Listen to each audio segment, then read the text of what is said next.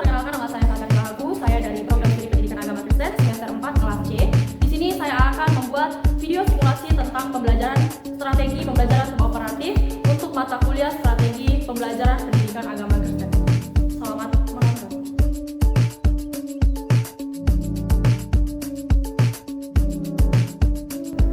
Shalom anak-anak semuanya. Shalom Ibu. Baiklah, hari ini sebelum kita mulai pelajaran kita hari ini, satu orang pimpin kita dalam doa. Baik, teman-teman, mari kita berdoa dan kita berdoa. Terima kasih Tuhan, haleluya, amin. Amin, terima kasih Kak Yori. Baiklah anak-anak, di sini kita akan belajar tentang kasihilah sesamamu manusia seperti dirimu sendiri, di mana ayat dasar kita adalah dalam Matius 22 ayat 39. Kalau satu orang baca kasihilah semuanya. Matius 22 ayat 39. Matius 22 ayat 39. Dan hukum yang kedua yang sama dengan itu adalah kasihilah sesama manusia seperti dirimu sendiri.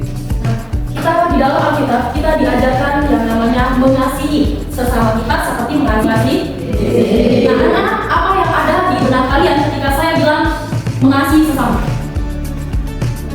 Sayang teman, Sayang teman, lain yang lain membantu teman. Nah, itu adalah bisa dibilang sebagai contoh dari kasih sendiri anak. Nah, apakah kalian pernah merasakan yang namanya mengasihi sesama kalian, atau kalian pernah merasa kalian itu dikasihi sesama kalian? Kalian pernah dikasih oleh sesama, atau kalian ada bagian dua, kalian pernah mengasihi sesama, atau kalian ada di dua kasih ini? Di dua. Ya.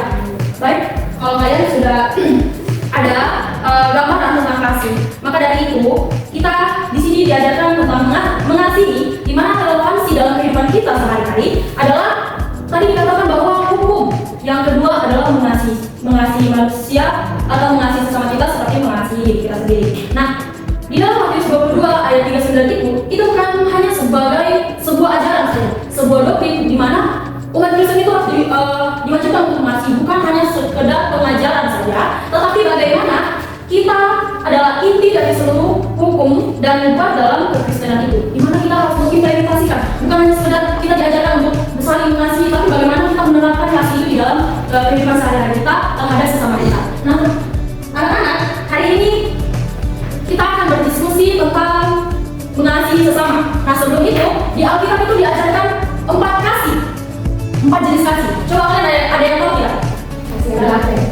Kasih agape 1. Kasih eros 2. Filia. Satu lagi. Nah, yang satu lagi adalah storge. Karena kita akan berdiskusi dari 4 ini, jadi kita akan membuat 4 kelompok, yaitu ada kelompok agape, kelompok phileo, kelompok storge, dan kelompok eros. Nah, kalian membagi jadi 4 kelompok. Baiklah, kita akan bagi kelompok dan kalian hitung dari 1 sampai 4, hitung dari sini. 1, 2, 3, 2, 3, 4, 2. Nah, kalian kumpul sesuai kelompok, nanti kalian mendiskusikan. Kalian kumpul dulu, nanti ibu kasih tugas. Baik, Bu. baik Bu.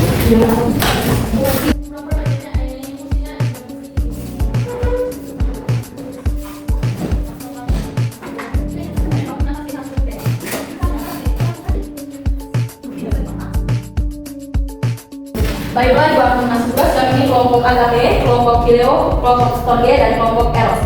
Nah, kalian nanti boleh kasih lagi. Baiklah, nanti di situ ada kegiatan kalian itu pertama menganalisis mengasihi sesama seperti diri sendiri menurut Matius 22 ayat 39. Dan yang kedua, kalian mengidentifikasikan contoh dari misalnya kalian contoh kasih agape, kalian contoh phileo, kalian contoh storge, dan kalian contoh dari eros. Nah, yang ketiga itu adalah bagaimana kalian merancang kegiatan yang sederhana untuk menunjukkan yang namanya kasih. Ibu kasih waktu kalian mengerjakan dalam waktu 5 menit dari sekarang. Gimana kalian? Kalian tinggal menganalisis kasih kalian juga kan pernah dikasih saya bagaimana kalian jalan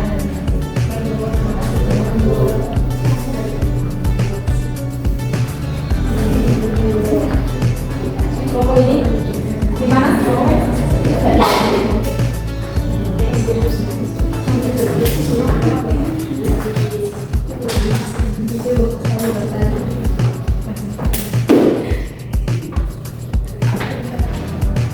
cari contoh ya dalam di dalam kehidupan sehari-hari ya. Ya. Baik Bu.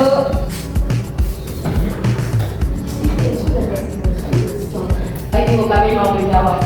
Oke, silakan kelompok berdiri.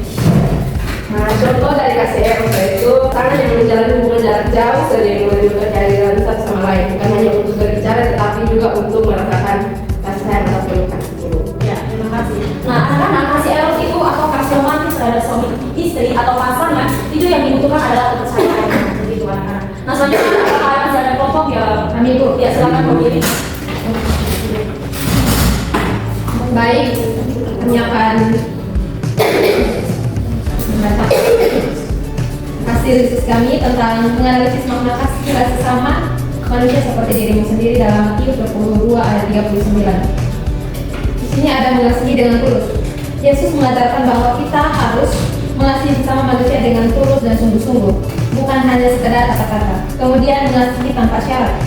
Ayat ini juga mengajarkan bahwa kasih kita kepada sesama manusia tidak boleh bersyarat. Kita harus mengasihi orang lain tanpa memandang latar belakang, status, atau perilaku mereka. Terima kasih. Dan kita untuk kedua kelompok.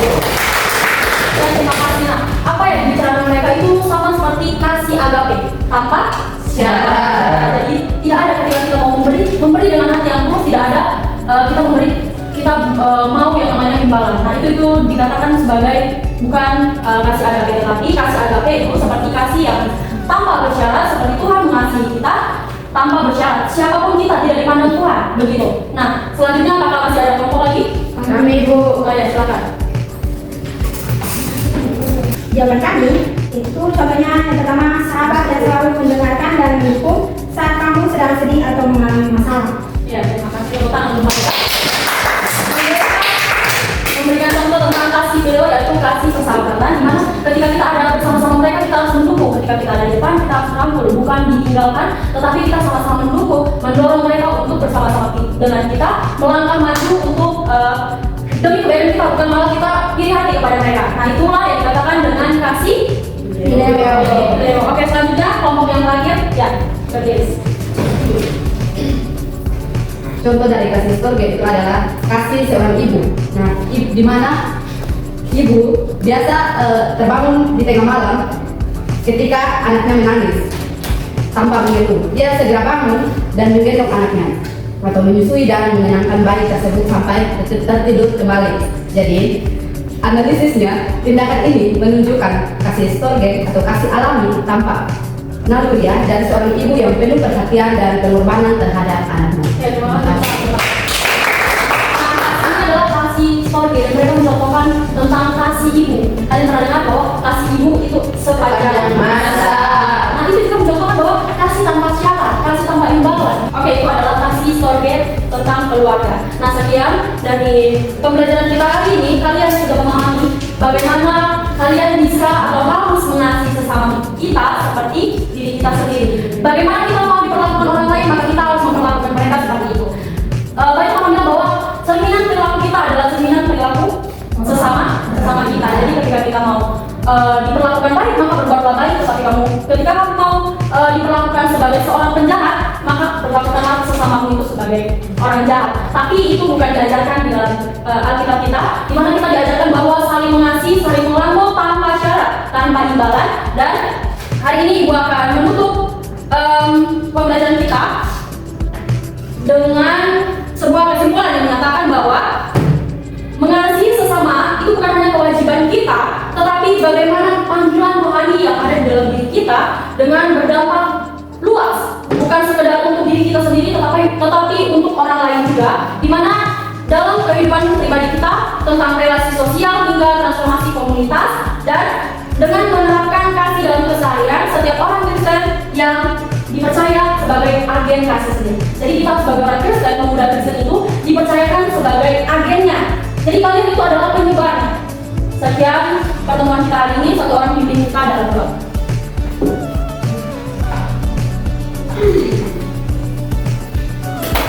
Dan teman-teman semua sebelum kita belajar hari ini, mari kita berdoa. Semua karena di dalam nama Tuhan. Amin.